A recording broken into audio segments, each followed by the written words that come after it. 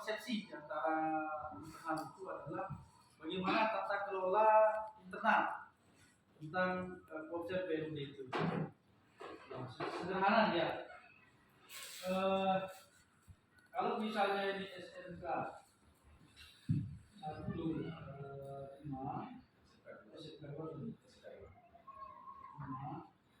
dalamnya ini ada unit kerja ya. Unit kerjanya bukan, unit kerjanya itu terdiri dari apa? UP jurusan.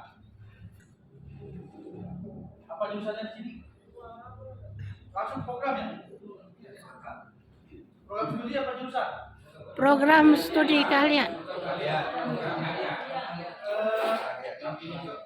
Berarti kapro. Ya. Kapro Kajun ada? Ada. Kapro masuk KPK.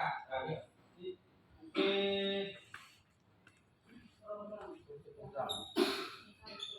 Sepeda motor itu maksudnya? Ya. Program kalian sepeda motor. Teknik otomotif. Kalau dulu namanya kan teknik otomotif, bawahnya itu sepeda motor, TKN, bodi, sepeda motor masih seperti itu. Masih seperti itu, tapi pengelolanya siapa? Kajur apa kapro? Kabrok. Kalau tidak ada kajur. Ada. Berarti di sini UP program keahlian ya, TKN. Terus kendaraan itu TKN Otomotif. Otomotif ya Pak. Yang di atas otomotif Pak. Kalau Dari maksud saya yang ada, kalau kan kajur nggak punya orang, tak ada kajurnya kan? Ada. Hanya yang kalau yang ini ada kepala programnya. TKN ada. Ya itu maksudnya ya. Masih gitu ya. Jadi, program keahlian Otomotif.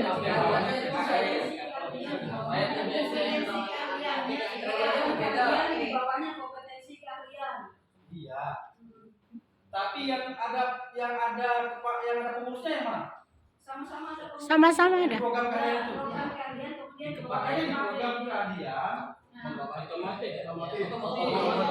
Otomotif. Cuma ada kadernya aja kalau yang lain itu. Misalnya program keahlian otomotif itu terdiri dari satu tajurnya terdiri dari TKN, TBSM, sama TOT. Nah TOT itu nggak ada kepala program keahliannya, langsung kepala bidang aja. Kalau dulu namanya kajur. Ya. Kajur otomotif. Ya. Itu maksud saya. Ya. Kajur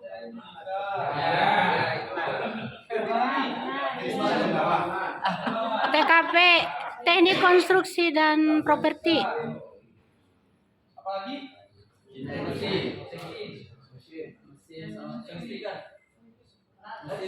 Listrik. Apa tuh listrik? Elektronika.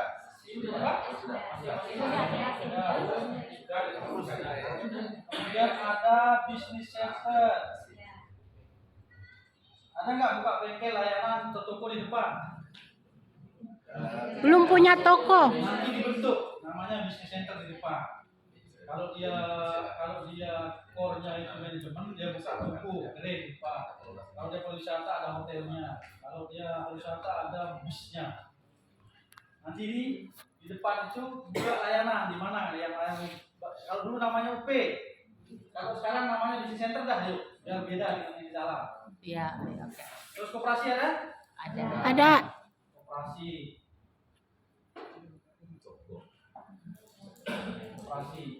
Nah, ini disebut unit kerja.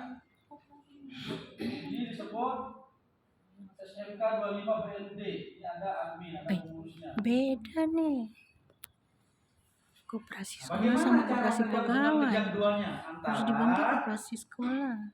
Ayo itu kedua untuk siswa. Dengan unit kerja. Misalnya sekarang di dalam usaha itu Patu punya sawah. paketan. Dia nggak ada waktu untuk kelola.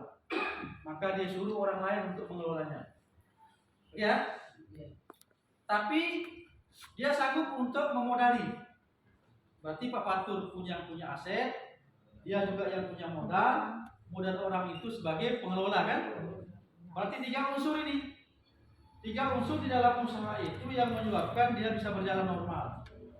Ada pemilik aset, ada modal, ada pengelola.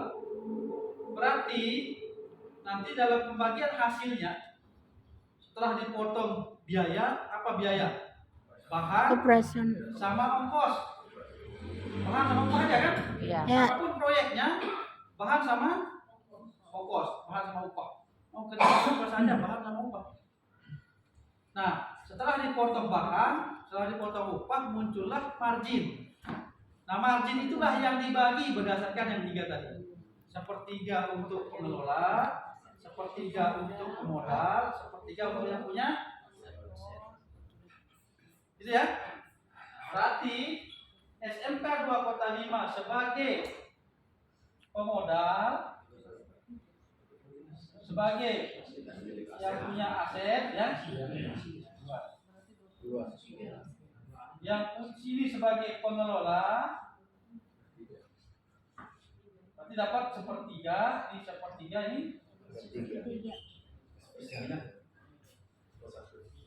Apa?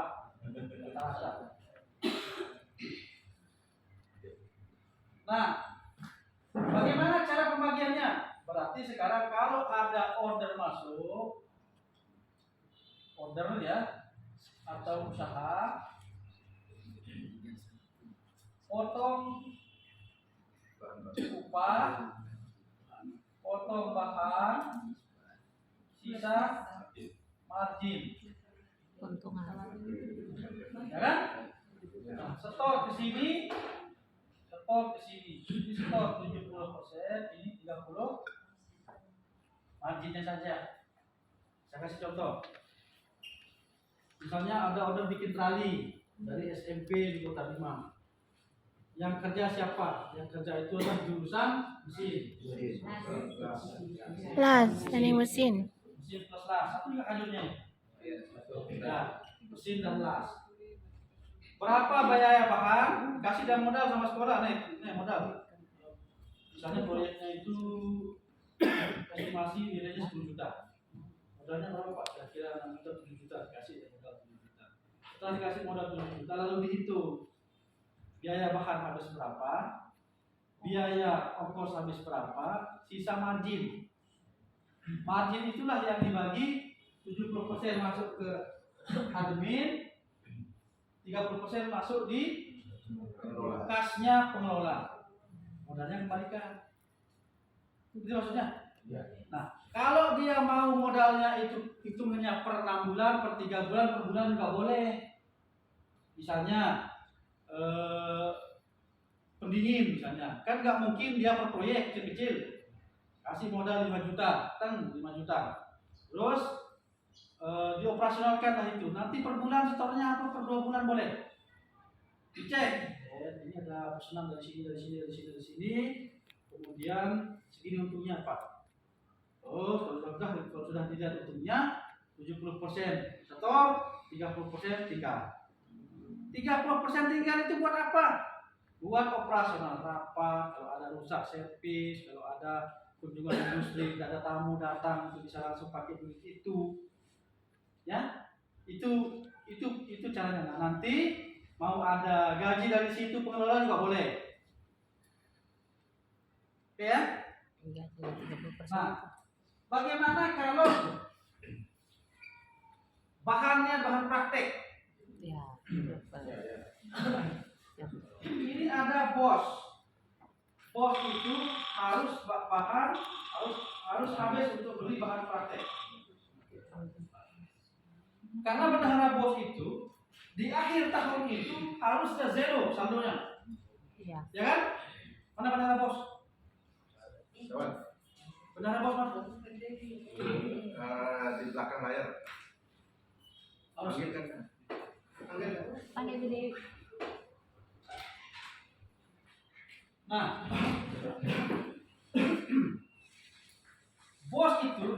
selesai pertanggungjawabannya, kalau seluruhnya dia belanja, kemudian ada bukti pengeluaran, ada kwitansi, ada foto bahan yang dibeli, selesai SPJ-nya Pak.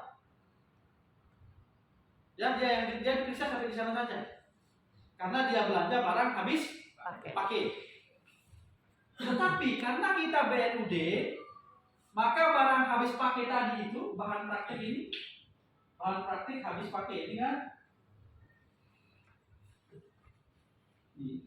karena TEPA, ada proses TEPA, dia mengalahkan Produk. Ya kan? Nah, produk ini dijual karena sudah ada BNUD, penjualannya aja masuk ke sini 100%. Kenapa dia 100%? Karena tidak ada unsur pengelolaan di sini. Dikerjakan pada saat pembelajaran. Bu ngajar dapat honor sebagai tugas pokoknya. Anak-anak belajar sebagai tugas pokoknya sebagai siswa. Tidak ada aktivitas pengelolaan di situ. Berarti bahan yang tadi habis pakai karena kemampuan Bapak Ibu mendapatkan mengelola TEPA dan menghasilkan produk itu dijual, ini harus dikasih yang reward yang namanya insentif. Jadi guru yang menghasilkan banyak produk pada saat belajarnya dia, kemudian produknya itu bermutu dan bisa diterima oleh industri partner, dia mendapatkan reward dari aktivitas belajarnya. Berapakah besarnya?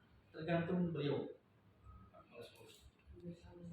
Jadi mau masuk lewat kiri, mau masuk lewat kanan, sama dia ujungnya yang diterima oleh guru. Kalau masuk dari sebelah kiri, order masuk, guru mendapatkan upah karena dia ikut bekerja. Kalau masuk lewat sini, dia dapatkan insentif. Nah, sekarang kalau dulu dana pos itu begitu dibelanjakan bahan praktek habis pakai, selesai pertanggungjawaban bendahara pos karena dia sudah bisa mempertanggungjawabkan bahwa dia sudah belajar. Tetapi apa dampaknya bagi pembelajaran kita? Nah, dia dianggap barang habis pakai, jadi rongsokan, tidak bernilai lagi. Tapi karena prestasi Bapak Ibu, bahan yang tadinya dia tidak dipermasalahkan dia habis pakai, di negara itu dia mempermasalahkan. Dia habis pakai kek, dia ada kembali kek, ada urusan. Karena itu adalah sudah diberikan biaya operasional untuk pembelajaran anak-anak. Dengan anak-anak belajar menggunakan bahan dana bos itu selesai bagi pemerintah. Tetapi karena kita BLUD, supaya bisa dijual hasil praktik itu, kita optimalkan bahan habis pakai itu menjadi produk yang bernilai. Dan itulah tujuan kita BLUD. Bukan BLUD itu mau bisnis praktis, cari order tertentu, bukan begitu. Ini tujuannya.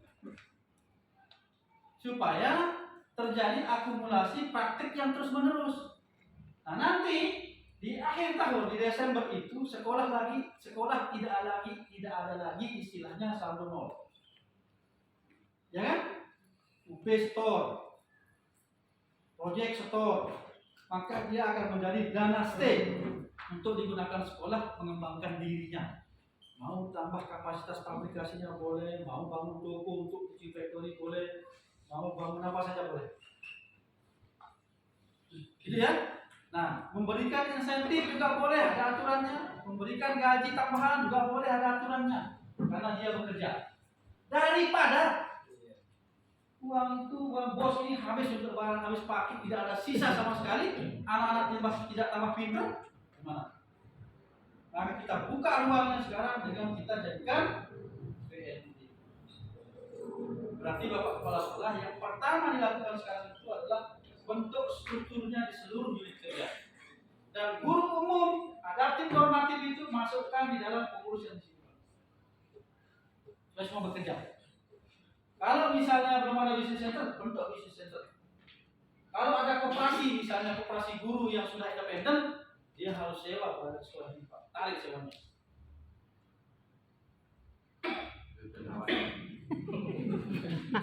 Karena dia melakukan aktivitas usahanya di sini, dia harus bayar sewa.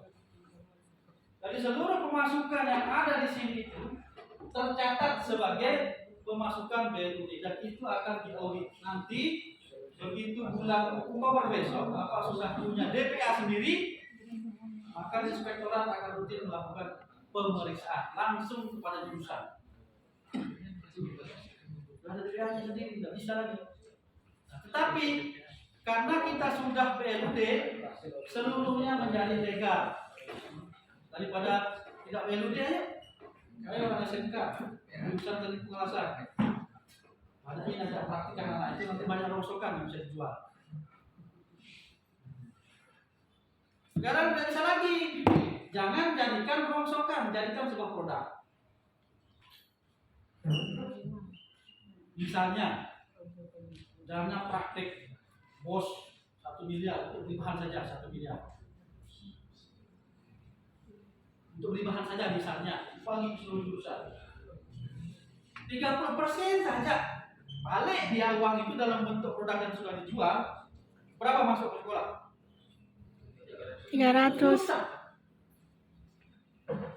Berarti dalam sekolah punya kas saldo sekitar 300 juta untuk mengembangkan diri. Tidak ada lagi ceritanya guru yang telah dibayar sebelum dana bos masuk. Jam duit itu Pak Kepala. Ya gaji guru bulan Januari, Februari, Oktober. Tidak ada istilah dan ada uang.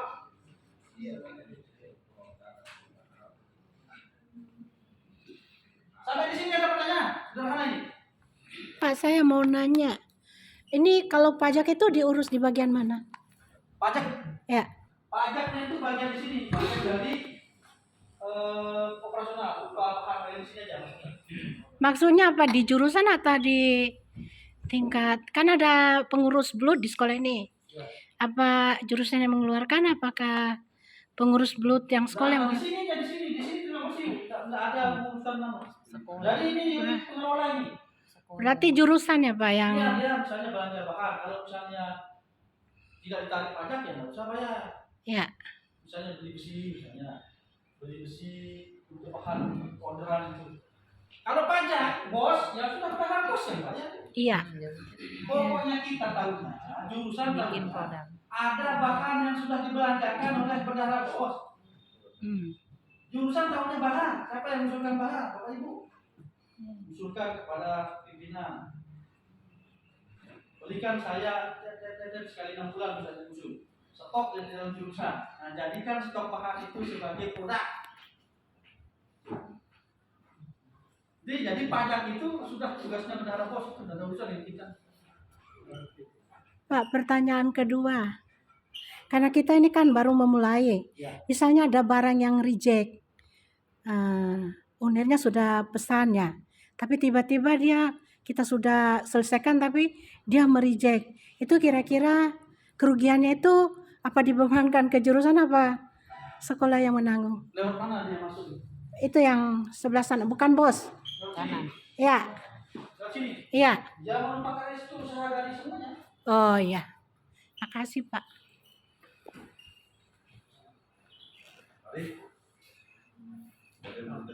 Orang usaha swasta saja bisa begitu. Iya Pak, iya. Biar kami nih, maksudnya kami nggak khawatir karena ada garansi lah kalau ada kerugian. Berani memulai. Nah, begitu Pak, terima kasih. Nanti di perjalanan kita perbaiki. Pokoknya berani memulai itu aja dulu. Ya Pak, terima kasih. Ada pertanyaan lagi? Ya saya. Misalnya saya kan di jurusan bangunan. Ya. Di bangunan itu dia punya lab komputer. Misalnya lab komputer ini ada orang-orang yang mau pinjam sewa misalnya gitu. Nah di sini artinya kan pemodal dan aset itu kan bagian dari SMK sekolah itu. Sedangkan untuk pengelolanya adalah jurusan bangunan itu sendiri. Ya. Jadi apakah di sini aliran dananya sama tetap jurusan itu berhak dapat bagian Sepertiga. itu atau bagaimana? Memang sepertiga itu bagian jurusan. Jadi misalnya ada order mau sewa lab, Ya. itu masuknya lewat pusat dulu, lewat admin Iya, masuk. saya sama benar. Ini. Dia bayar di sini Pak, bukan di jurusan. Lalu dari admin ini perintahkan itu dilaksanakan. Nanti setelah selesai kegiatan atau di awal kegiatan, saya modal dulu 3 juta untuk nata-nata kabel dan lain sebagainya. Lalu setelah selesai kegiatan, dia sudah dilunasi, dipanggil lah sama admin, hitung-hitungan di situ. Nah, ternyata di kegiatan itu kita dapat masukan sekian, margin dipotong sama biaya penataan, biaya upah, tugas lab dan lain sebagainya harian misalnya 100.000 misalnya hariannya dia 2 hari dia jaga di situ, bayar semuanya, dihitung bersih 1 juta udah 700 setor di sini, 300 tinggal di jurusan. Lagi. Cek, ayo bertanya lagi. Mumpung Pak Kabitnya ada di sini, ini susah ya. Kalau Pak Kabit ke Bima ini selesai maghrib sudah di Doku. Ya, besok pagi sudah di Sumbawa. Ya, boleh. Itu berapa persen minimal yang harus kembali? Kan tidak semuanya nggak bisa jadi produk. Seperti sepeda motor itu, kalau kita beli bensin Jasa. itu nggak bisa kita jual lagi. Itu membersihkan untuk pakai. Ini bukan di bahan. Yang Kan dulu, kiri. duitnya dapat yang di bos ini. Ya, sebelah kiri. Ya dapat apa? Itu kan ada praktik. Dia habis juga uang itu tidak kembali, tidak apa-apa. Bapak kan menjadi insentif. Ya harus bernilai. Kalau guru itu menghabiskan bahan dana bosnya itu tidak tersisa, nah apa itu tidak praktik. Kelas 1 misalnya. Iya, nggak apa-apa. Bu, itu kan semua. udah dijelaskan nggak apa-apa. Kelas 2 setengahnya bagus, kelas 3 semuanya bagus. Yang penting bahan yang Bapak pakai itu adalah bahan memang peruntukannya untuk belajar. Tapi begitu Bapak bisa optimalkan bahan itu menjadi sebuah produk, baliknya ke sini insentif tambahan penghasilan bagi Bapak. Berarti nggak ada batasan persentase Pak ya? Ya, silakan kepala sekolah yang itu. Nggak ada target produksi. 60-40. Ya, jadi yang disampaikan Pak Kabit tadi itu, 60-40. kalau dari dana bos itu Bapak 70. prakteknya habis, ya tidak ada masalah. Tapi dari dana bos itu kalau kemudian Bapak menjadikan produk, maka Dapat karena insentif. Bapak itu sangat kreatif, maka Bapak itu dari produk yang dijual itu mendapatkan insentif. Seperti itu maksudnya. Ya misalnya kimia industri ini, jadi belajar tentang mencampur, jadilah dia Sabun. mongko. Dia bikin 100 kotak, 100 botol, dijual berapa 1 juta. Ya kan barang harus pakai dari 1 juta itu, dan dia dapat insentif. Berapa? Yang dikasih oleh kepala sekolah. Ditetapkan aja, Pak. Tapi kalau dia tidak PLUD bayangkan. Nggak boleh kan jual hasil praktik ini. Seperti di SMK 1 Praya dulu. Setiap hari itu praktik bikin roti jajan itu kebanjiran roti jajan semua sekolah. Praktik sekali 2 kilo 3 kilo donat kan setiap hari palang makan donat lama-lama. Dia harus dijual. Nah, Jual. tadi ada pertanyaan dari dulu. Bagaimana dengan perizinan halal, kemudian PIRT dan lain sebagainya. Nah, nanti masuk materi kedua, produk kita itu adalah produk pembelajaran. Supaya dia bisa dijualnya kontinu, dia harus dijual yang namanya mitra UKM. Mitra UMKM. UMKM yang level. Cari mitra. Dia Nat. PIRT. Pertama produk dulu lah fokusnya. Jadi kita hanya fabrikasi pada saat belajar. Oh iya ya. Kita Ya? bisa Jangan minta kayak labelnya satu orang sekolah deh. lagi di rumah Ya, kita. di bawah naungannya. Dia bikin PT untuk menangani konsultan persiapan akan dikasih proyek oleh dinas perencanaan. Katanya ini. Terus bikin urus UD.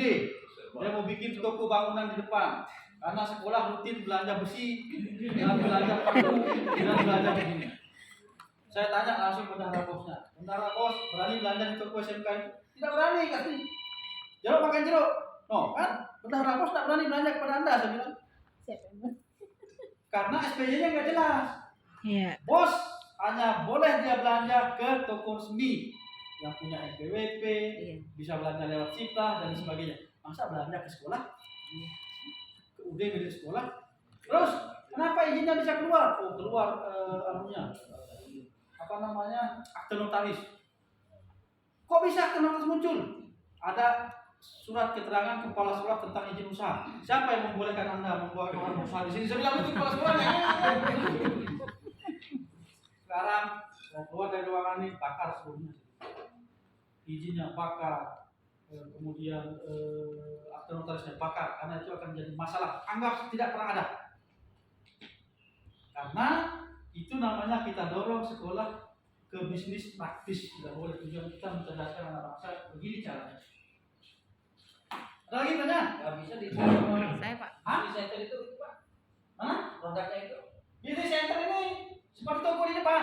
nggak itu maksudnya. Toko- Kayak roti tadi itu nggak bisa dijual sama Bisa, Bapak nggak perlu pakai UMKM yang lain Pak. bisa. Jadi bisnis center itu untuk melayani kebutuhan internal di sekolah. Bapak buka toko di depan misalnya. Nanti nendak, bahasa Romo nendak beli ke toko-toko itu, nanti Bapak jual lebihnya, selisihnya itu harga perusahaan. Maksudnya Pak, hasil produk kita, kebetulan kami kan dari sini itu ada produk yang membuat sabun, cuci piring. Ya.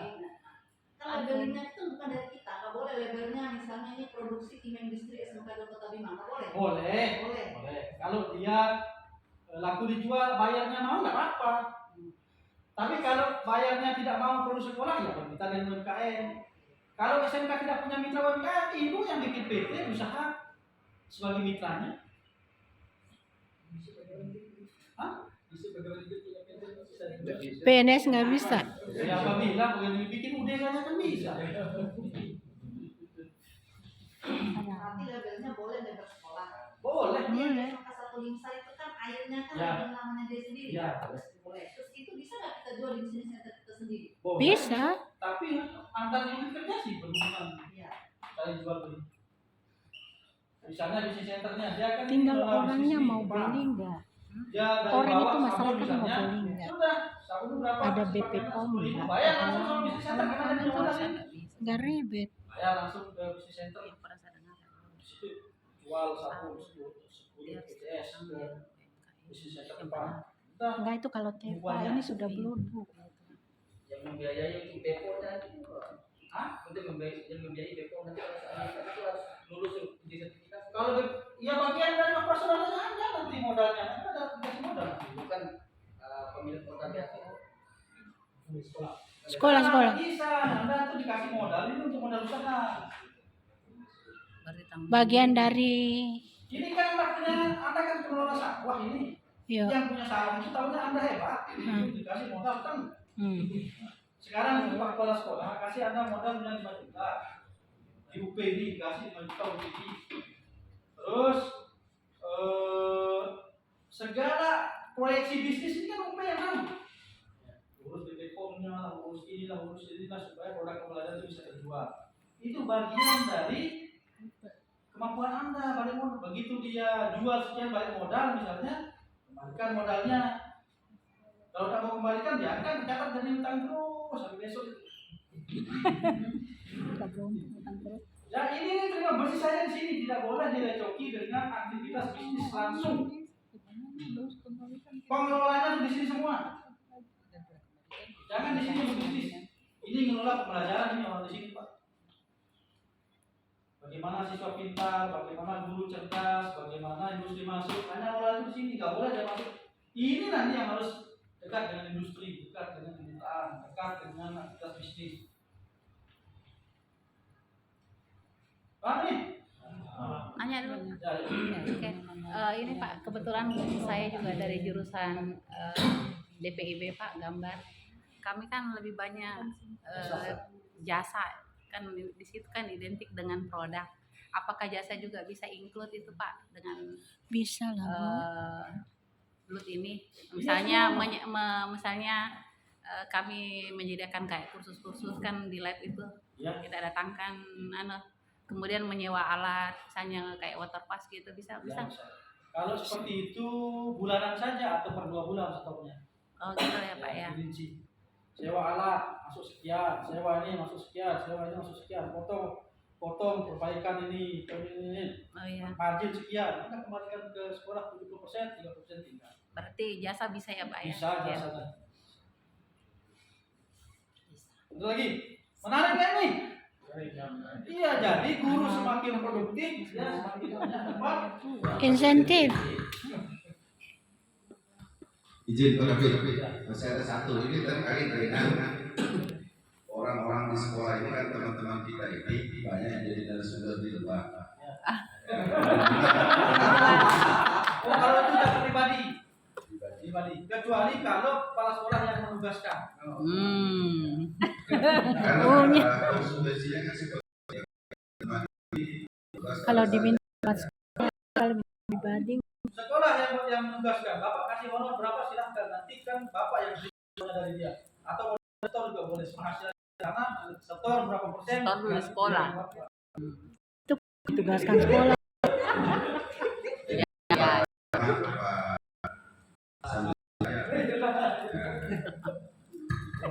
Pak, menyangkut yang tadi ditanyakan kepala sekolah itu berarti kalau misalnya